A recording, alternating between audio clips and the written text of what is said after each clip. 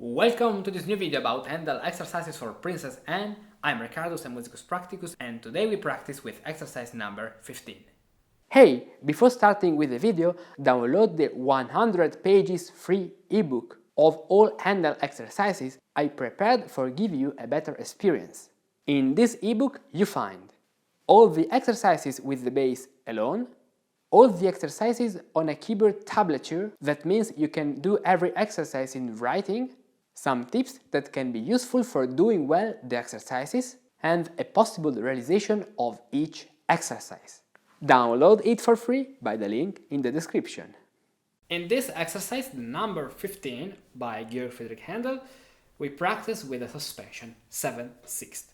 As you remember, the suspension is a phenomenon where we have a note that is prepared and then we have the same note that becomes a suspension. So we have three phases: the preparation, that is consonants and on a weak beat.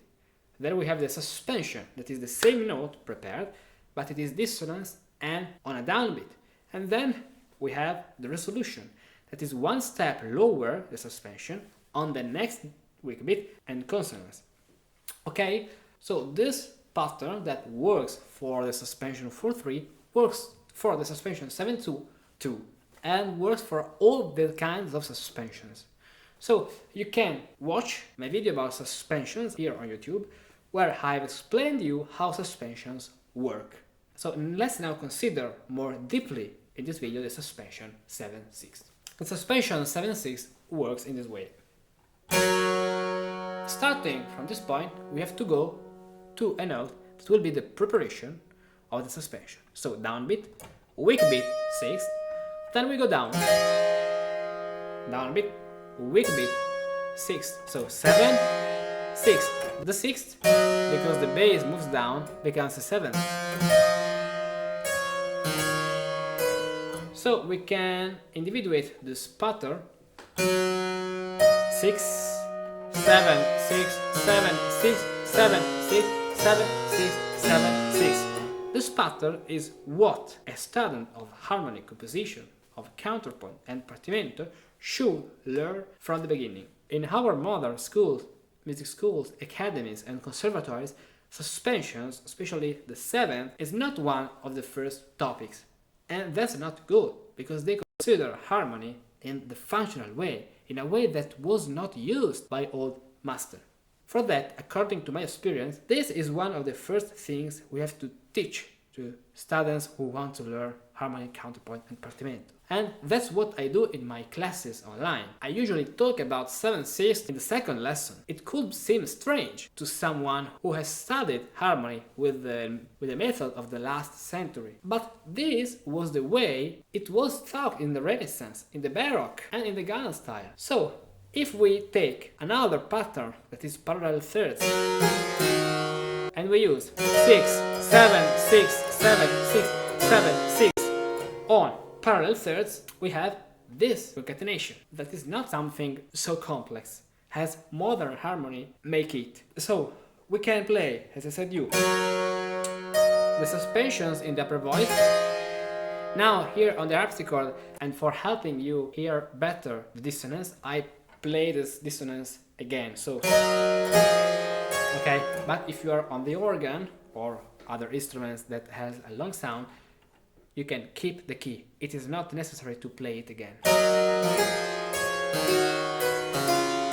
Okay, so this way, or at the place of this beat, this other beat. So 5, 6, 7, 6 in the middle voice now.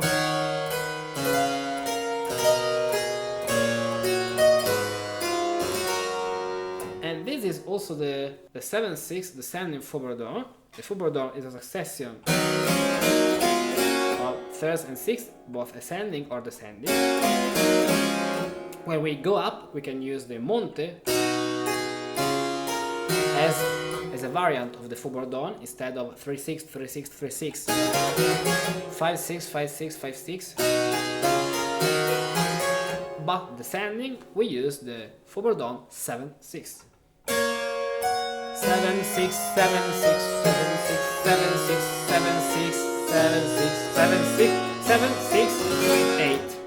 In this way.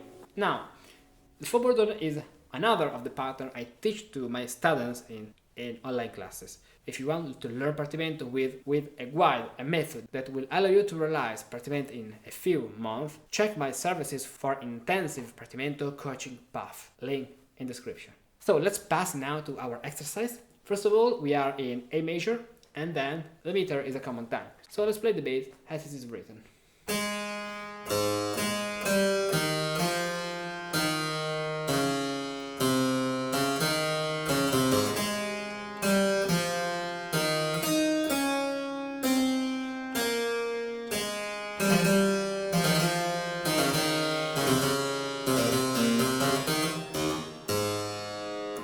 Good. Now let's harmonize our bass. So we start with a 3/5 chord, A major, in the second position with the third in the top voice. This leaping of the bass doesn't need to be harmonized. 6, 3/5 chord, 7, 6, 7, 6, 7, 6, 7, 6, 4, 3, and 6. In this progression in the bass, I prefer passing to 3 voices. We can also play it with 4 voices, but I will show you how to do it in the next videos. Now, let's continue. So we play 7, 6, 7, 6, 7, 6, 7, 6, 4, 3, and 6. Then, jumping, I change position. 2, 4, 6, 6, 7, 6 with the sharp because we are playing a cadence to E major, a resolution. Then 6, 7. So in this chord we have the C sharp that is the 7th of the next one. 7, 6, 7, 6, 7, 6, 7. And now, thanks to this figuration in the bass, we can play imitation with the middle voice.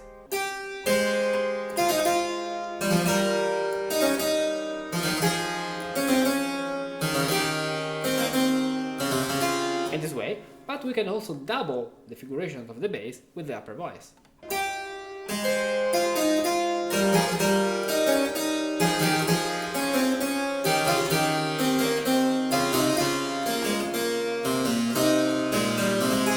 Here, for continuing the figuration in the middle voice, I see that I can play this.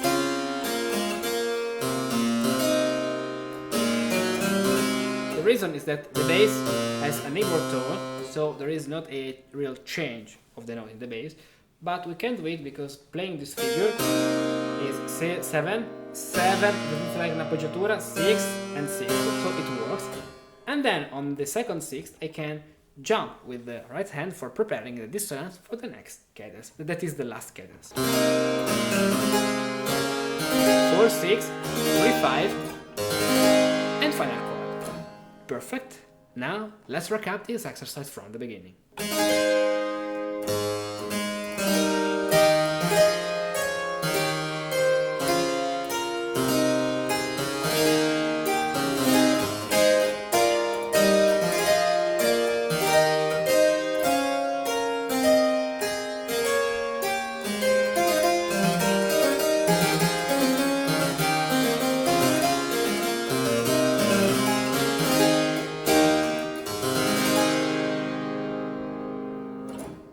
Good.